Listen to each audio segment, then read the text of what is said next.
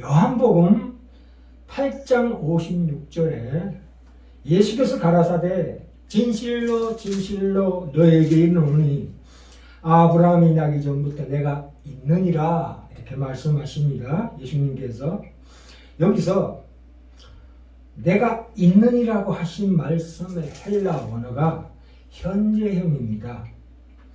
이것은 아브라함이 나기 전에 계셨다는 뜻이 아니고 그때나 지금이나 그의 존재는 늘 현재라는 뜻입니다. 히브리서 13장 8절에 예수 그리스도는 어제나 오늘이나 영원토록 동일하시니라 하신 말씀처럼 말하자면 전에도 계시고 계셨고 장차도 계시고 지금도 계시는 우리 예수 그리스도 하나님이시다라는 뜻입니다. 앞선 56절에 보시면 너희 조상 아브라함은 나의 때 볼 것을 즐거워하다가 보고 기뻐하였느니라 이렇게 말씀도 하고 계십니다. 아브라함에게 그리스도의 시대가 계시되었습니다.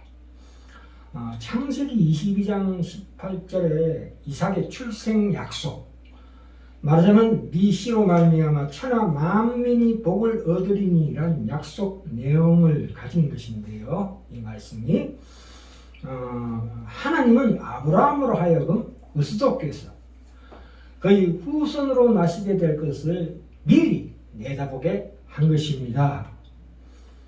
아브라함은 그것을 현재를 영원으로 내다보고 그 바라보고 즐거워하였다 이런 말입니다. 하나님께서 아브라함을 통해서 이삭을 통해서 그 먼 미래 영원을 바라보게 하셨다는 거지요. 시간을 역전시켜서 미리 내다보게 하셨다. 물론 구약시대 그 당시에는 씨앗에 불과해가지고 그림자처럼 희미했겠지만 말입니다. 갈라디아서 3장 16절에 정확하게 나와 있죠. 이 약속들은 아브라함에게 하신 약속들은 아브라함과 그 자손에게 말씀하신 것인데 여럿을 가리켜 그 자손들을 하지 않으시고 오직 하나를 가리켜 네 자손이라 하였으니 곧 그리스도라 이렇게 말씀하고 계십니다.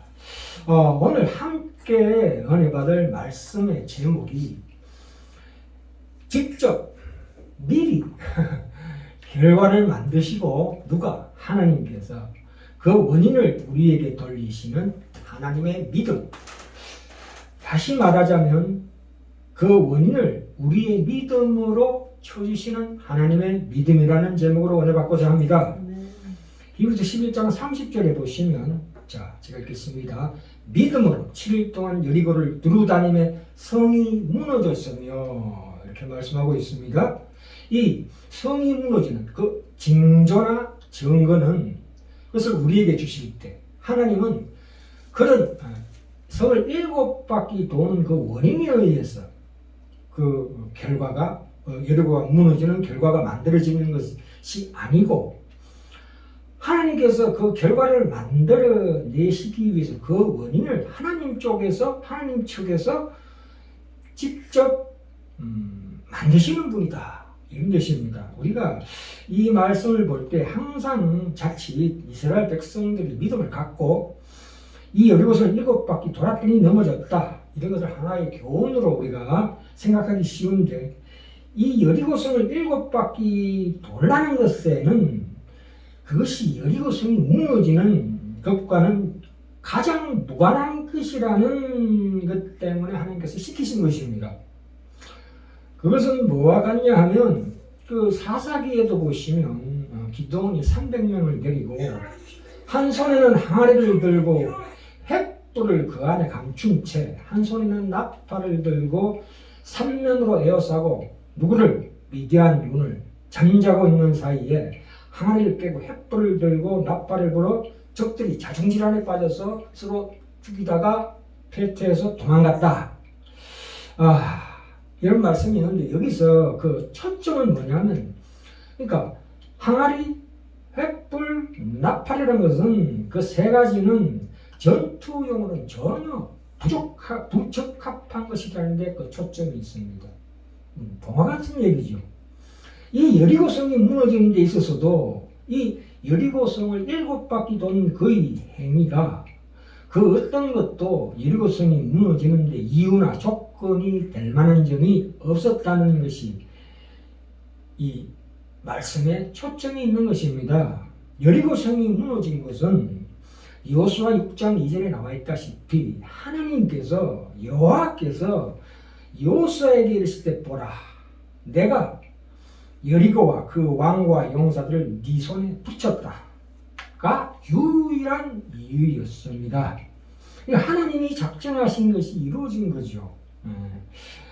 시간적인 원인 제공으로 인한 결과로서의 그들의 믿음이 하나의 초점이 되어서 그에 대한 보상으로 하나님이 뭘 해준 건 아니란 말입니다. 자, 이걸 좀 더 근원적으로 본질적으로 따져보고자 합니다. 출애굽기 3장으로 가시면 3장 7절에 12절에 보시면 이 모세가 하나님께서 이스라엘의 지도자로 가라고 했을 때 모세가 순종하지 않습니다. 불순종하고 거역하고 있습니다. 그러니까 내가 누구가 한데 바로에게 가며 이스라엘 자손을 애굽에서 인도하여 내리까 나 못 갑니다 했습니다. 그러니까 모세가 지금 이 출애굽시키고자 나를 보내신 그 하나님을 신뢰하지 않고 있는 것입니다. 그때 12절에서 하나님께서 뭐라고 말씀하십니까? 요거 성공할 수밖에 없다야. 내가 너로 하여금 꼭 승리하게 하고 너희들 결코 외면하지 않겠다. 그 징조를 보여주겠다. 하나님이 그래서 가라사대 내가 정녕 내가 너와 함께 있으리라. 네가 백성을 애굽에서 인도하여 낸 후에 이 산에서 어디서? 신의 산에서 하나님을 섬기리니 이것이 내가 너를 보낸 증거니라 이렇게 말씀하십니다. 그런데 이 증거라는 것이 우리가 상식적으로 좀 납득이 안 갑니다. 왜 그러냐면 미래에 일어날 어떤 결과를 증거하려면 지금 확신이 서지 않는 그 미래의 일보다도 지금 당장 뭔가 앞선 것으로 증거를 줘야 하지 않습니까? 그런데 하나님은 출애굽한 후에 시내산에서 경배하는 것이 징조라고 얘기합니다. 그 시내산에서의 경배는 출애굽이 성공한 그 이후에야 있을 수 있는 결과지 지금 긴가민가 하는데 뒤에 것을 앞에 것을 증거를 삼는다는 것은 좀 말이 안 됩니다. 그런데 이런 식의 확인법은 뜻밖에도 성경에는 많이 나옵니다. 특별히 이사야서 7장에 가시면 그 북이스라엘과 남유다가 서로 갈라져서 싸울 때예요. 그래서 그때 그러니까 남유다의 왕이 아하스인데 아하스 때 북왕조 이스라엘 왕 베가가 그 주변에 있던 힘이 센 아람과 동맹군을 맺어서 유다를 침공하는 일이 있습니다. 물론 그 당시의 군사적인 상황으로나 그 지리학적인 또 정치적인 상황에 비춰봤을 때 이 동맹군을 유다가 당할 수가 없습니다. 그러니까 유다의 그 나라의 국군이 풍전등화일 때입니다. 그때 이사야가 아하스에게 일러 가라사대 너는 네 하나님 여호와께서 한 징조를 구해라 이렇게 얘기하고 있는 대목이 이사야서 7장 10절부터 11절에 나옵니다. 그런데 아하스가 안 하겠다고 합니다. 이 상당한 또 불순종이죠. 모세하고 비슷하죠. 불신입니다. 예, 그랬을 때 이사야가 가로되 이사야서 8장 12절부터 14절 사이에 나오는 말씀 중에 14절에 주께서 이렇게 말합니다. 주께서 친히 징조로 너희에게 주실 것이라 보라 처녀가 잉태하여 아들을 낳을 것이요 그 이름을 임마누엘이라 하라 이렇게 말씀하십니다. 이것도 앞뒤가 안 맞는 말씀이죠. 차라리 오늘 밤 네가 잠잘 때 꿈에 하나님 나타나셔서 십자가를 보여주시면 그게 말하자면 가장 우리가 원하는 징조인데 아니 그게 아니고 몇백 년 후에 태어나는 예수 그리스도의 동정녀 탄생의 징조란 말입니다. 물론 예수 그리스도라고 정확하게 찍어서 얘기하지 않고 희미하게 그렇게 지금 아하스에게 이사야가 예언을 합니다. 그러니까 이 예수의 탄생을 이사야서 9장에 연속해서 가면 어떤 그 설명을 하냐 하면 만군의 여호와의 열심히 우리 예수 그리스도의 탄생으로 말미암아 열심히 하나님께서 이 일을 이루시리라 걱정 마라 두려워 말라 이렇게 말씀하고 있는 내용입니다. 그러니까 하나님의 의지가 하나님의 뜻이 하고자 하는 일을 반드시 이루신다는 확실한 징조다 그렇게 얘기하고 있습니다. 그러니까 앞전에 얘기한 출애굽이 성공할 징조와 이 신의 산에 와서 나를 섬기리라는 것과 아하스가 족벌 무리칠 징조가 몇백 년 후에 태어나는 예수 그리스도의 동정력 탄생이 되는 것은 도대체 이것이 왜 징조가 되고 증거가 되는 것입니까? 그것은 바로 오늘 제목에서 보는 바와 같이 하나님은 인간의 어떤 원인에 의해서 결과가 만들어지는 것에 영향을 받는 분이 아니고 하나님 스스로가 어떤 결과를 만들기 위해서 그 원인을 직접 만드시는 분이라는 데 초점이 있다는 말씀입니다. 하나님께서 그런 계획을 갖고 있는데 내가 그 일을 앞의 일을 내가 결코 실패하겠느냐 하는 말씀입니다. 자, 여기에서 우리가 시간에 대해서 조금 우리가 알아보고자 합니다. 이 베드로후서 3장 8절에서 사랑하는 자들아 죽게는 하루가 1000년 같고 1000년이 하루 같은 이 한 가지를 결코 잊지 말라고 하시는데요. 우리는 시간이라는 하나님의 선물로 살아갑니다. 우리가 어떤 경우에도 시간과 몸은 사람의 것이 될 수가 없습니다. 그렇지요. 이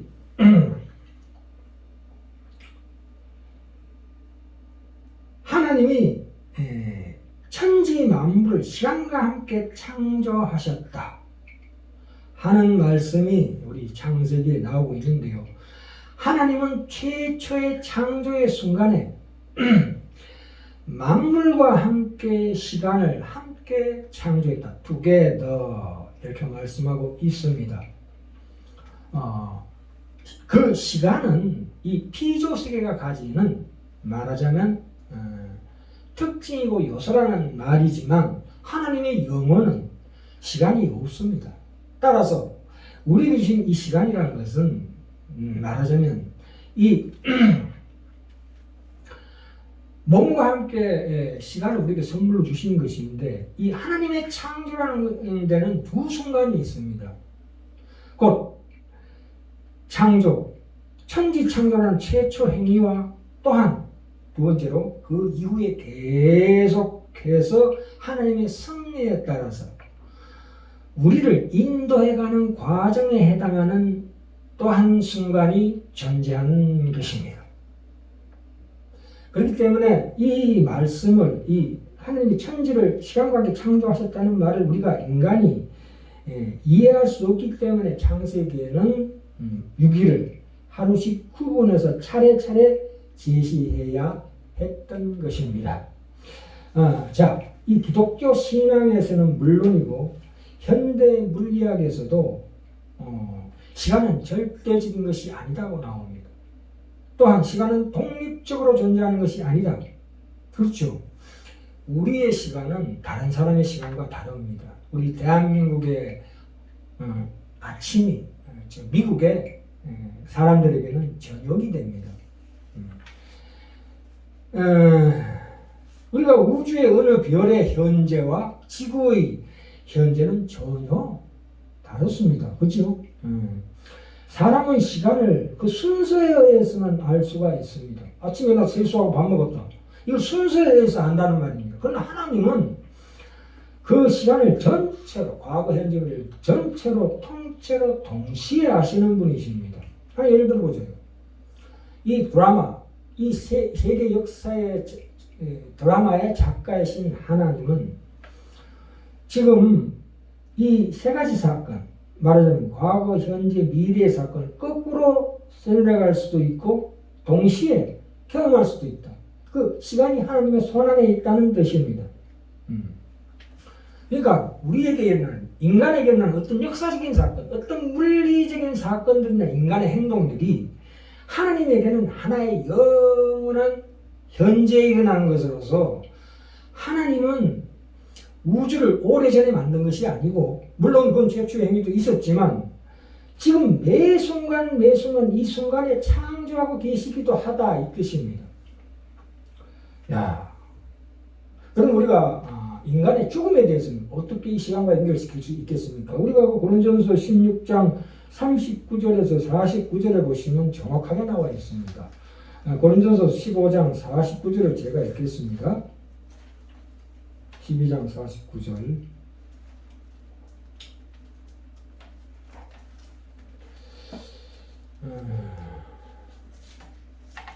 49절에 보시면 우리가 흙에 속한 자의 형상을 입은 것 같이, 그렇죠?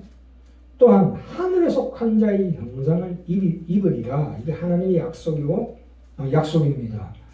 이 영혼이 불멸하다는 것은 사실은 이 히랍, 헬라의 철학입니다. 기독교의 부활이라는 것은 그런 단순한 영혼 불멸이라는 것보다 더 심오합니다.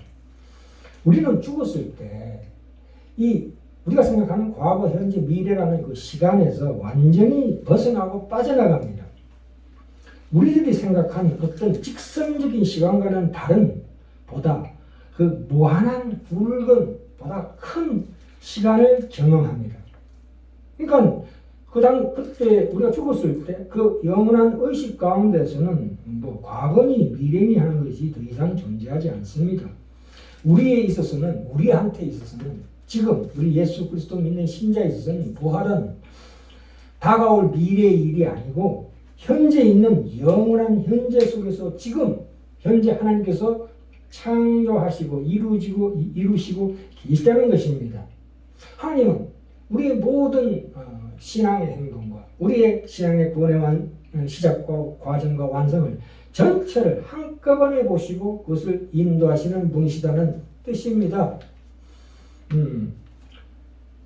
하나님을 믿는 자, 그리스도인은 그러니까 이 현재라는 시간의 눈으로 영혼을 바라보며 살아야 합니다. 그래야 말씀이 이해가 되고 말씀 가운데 큰 은혜를 받을 수 있습니다. 그래서 우리는 시간이 흘러가는 것이 아니라, 그것이 법칙에 의해서 단순히 흘러가는 것이 아니라 그 공간과 시간의 매 순간의 그 지점에서 하나님의 창조 세계의 그 창조가 움직이고 있다, 이 말입니다. 그러니까 우리가 하나님의 그 창조 행위를 시간의 순서대로 보고 있는 것이거든요. 아까 히브리서 11장 30절에서 여리고를 돌아서 또 모세를 통해서 기도원을 통해서 하나님께서 그렇게 펼쳐 보여주시는 것입니다. 왜 그렇습니까? 하나님께서 우리 시간 속에서 하나님께서 또 역사하시기도 하십니까? 예수 그리스도의 성육신으로 말미암아. 왜냐하면 사람이 홀로 설 수 있도록 하는 게 하나님의 참된 계획이기 때문입니다. 그런 긴 시간의 과정을 통해서 우리를 더욱더 성장시키고 발전시키고, 그래서 결국 하나님의 구원의 완성을 이끌기 위해서 그렇게 역사하시는 것입니다. 그것을 우리가 충분히 이해해야 합니다. 자, 결론으로 갑니다. 이사야서 43장 7절을 보시면 내 아들들을 원방에서 이끌며 내 딸들을 땅끝에서 오게 하라. 무릇 내 이름으로 일컫는 자, 곧 내가 내 영광을 위하여 창조한 자들을 오게 하라. 그들을 내가 지었고 지금 내가 그들을 만들고 있고 만들었느니라. 이렇게 선언하고 계십니다.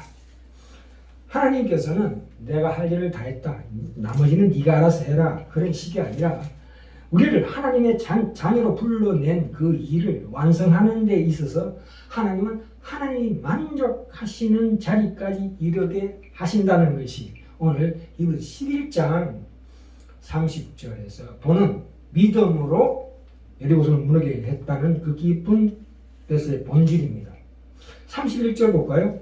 자, 오늘 마지막으로 믿음으로 기생 라합은 정탐꾼을 평안히 영접하였으므로 순종치 아니한 자와 같이 멸망치 아니하였도다, 이렇게 나옵니다. 라합을 봐라 이거야. 그 믿음을 봐라. 믿음이라는 게 무엇입니까? 하나님의 자녀가 되었다. 하나님과 라합의 그 믿음의 관계, 부모와 자녀의 관계가 되자 그 천한 신분의 기생 라합을 어떻게 지키셨는가 보아라, 이 말씀입니다. 마태복음 1장에 나오지요. 아브라함과 다윗의 자손 예수 그리스도의 세계라. 아브라함이 이삭을 낳고 쭉 나가다가 마지막에 5절에 가면 살몬은 라합에게서, 이 기생 라합에게서 보아스를 낳고, 그래서 예수 그리스도가 탄생하는 것입니다. 하나님의 역사의 기염을 보십니까? 기생 라합은 믿음으로 두 정탐꾼을 영접하여 순종치 아니한 자들과 함께 멸망하지 아니고 도리어 더 큰 어마무시한 복을 받았다. 무슨 얘기입니까? 하나님의 자녀로 부름을 받은 자의 결과가 무엇이는지 생각해보라. 그것이 바로 믿음으로라는 그 말씀의 깊은 하나님께서 우리 주시는 메시지가 라고 생각합니다. 그 천한 신분으로 말하자면 로얄